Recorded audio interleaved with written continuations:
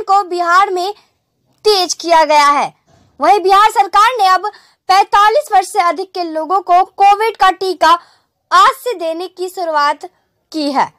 वहीं बिहार सरकार के स्वास्थ्य मंत्री मंगल पांडे एवं उनकी पत्नी ने IGMS में जाकर कोरोना का टीका लेकर इसकी शुरुआत की। वहीं मंत्री मंगल पांडे ने लोगों से अपील करते हुए कहा है कि कोरोना का टीका लेने से सभी लोगों को फायदा ही होगा। वहीं 45 वर्ष के ऊपर के लोगों को कोरोना का टीका सरकार के तरफ से दिया जा रहा है ताकि लोगों को फायदा मिल सके। तीन कैटेगरी में वैक्सीनेशन हुआ है। टोटल नंबर ऑफ जो लोग कितने थे? सबसे पहले हेल्थ वर्कर्स को दिया गया, फ्रंटलाइन वर्कर्स को दिया गया, फिर 60 प्लस के लोगों को दिया गया, 45 प्लस के कोमॉर्बिडिटी के जो लोग थे उनको दिया गया और आज 45 के ऊपर के सभी लोगों को दिया गया। तो शुरुआती दिनों में जो हमारे हेल्थ वर्कर थे, फ्रंटलाइन वर्कर थे, उन लोगों ने बहुत उत्साह के साथ टीका लिया और आपको ध्यान में होगा कि कई दिनों तक पूरे देश में बिहार टॉप पे बना रहा।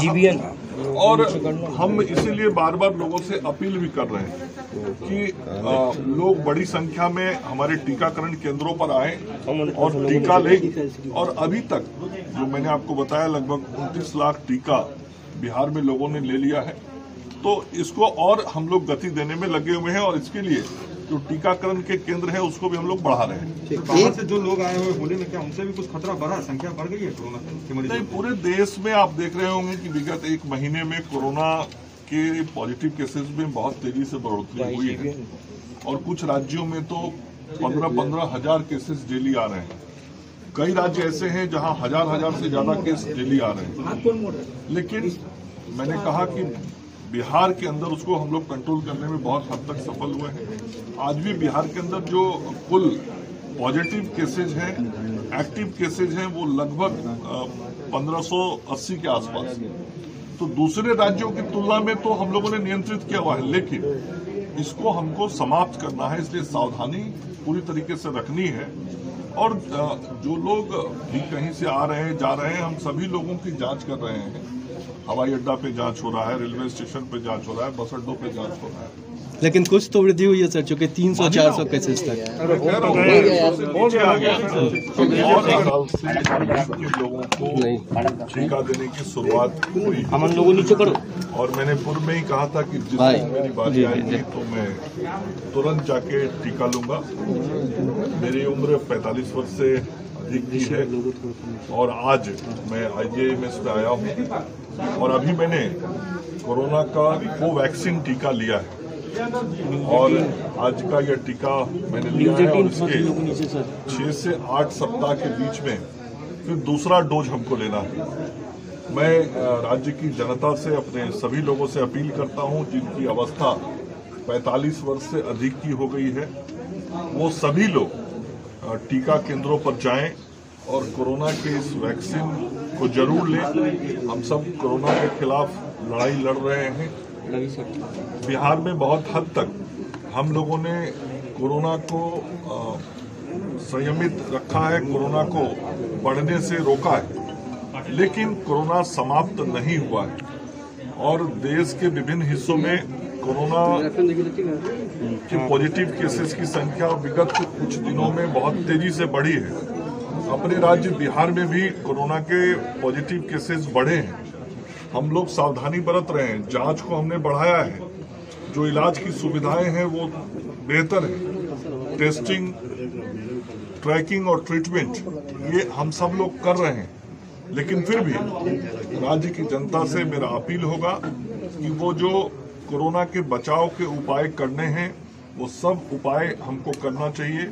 हमको मास्क का पूरा उपयोग करना चाहिए, हाथ धोना चाहिए, 2 गज की दूरी रखनी चाहिए, अनावश्यक यात्रा से अपने को बचाना चाहिए और जिस व्यक्ति को टीका लेना है वह जरूर स्वास्थ्य केंद्र पे जाके टीका ले, दवाई भी और कड़ाई भी, ये हम सब लोगों को ध्यान रखना है। और आज हमने अपना पहला डोज लिया है और ये पूरी तरीके से सुरक्षित है और देश के अंदर करोड़ों लोगों ने टीका लिया है। अपने राज्य के अंदर भी लगभग 29 लाख लोग टीका ले चुके हैं तो कहीं से कोई भय या संशय रखने की जरूरत नहीं, पूरी तरह से सुरक्षित है और आज मैंने भी ये टीका लिया है। मंत्री जी, स्वास्थ्य मंत्री के द्वारा कोविड की वैक्सीनेशन ली गई, क्या कुछ कहना चाहेंगे सर?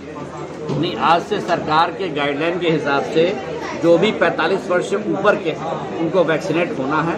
अब इसमें ये तो है कि सबको लेना है, लेकिन जिसको नहीं लेना है, इसमें 45 से ऊपर में जो लैक्टेटिंग लेडी हैं, दूध पिला रही हैं बच्चे को, या जो प्रेगनेंसी में है, बच्चा होने वाला है, उनको नहीं लेना है, या जो किसी गंभीर एक्यूट बीमारी से, जैसे किसी को बुखार है, किसी को लूज मोशन हो रहा है, तो वैसे बीमारियों में सावधानी बरतने की जरूरत है। उनको जब उनकी बुखार ठीक हो जाए या उनकी जो एक्यूट सिम्पटम है वो ठीक हो जाए तभी लेना उचित है। इसके साथ एहतियात ये बरतना है कि जब भी कोई वैक्सीनेट होता है तो ऑब्जर्वेशन टाइम को फॉलो करे। आधा घंटा जब उसको बैठना है तो आधा घंटा नियम से बैठना है। ये नहीं कि वैक्सीनेट होकर चले जाएं, आधा घंटा नियम से बैठे। उसके बावजूद अगर कोई दिक्कत होती है तो टोल फ्री नंबर जो है उस पर कॉन्टैक्ट करके आ जाना। दूसरी डोज कब लेनी होती है सर? अब जो नए नियम आए हैं उसमें 6 सप्ताह के बाद दूसरी डोज डाल दिया। अगर आप आज लेते हैं तो आज से 6 सप्ताह के बाद दूसरी डोज लेना। किन व्यक्तियों के लिए ये लाभदायक है?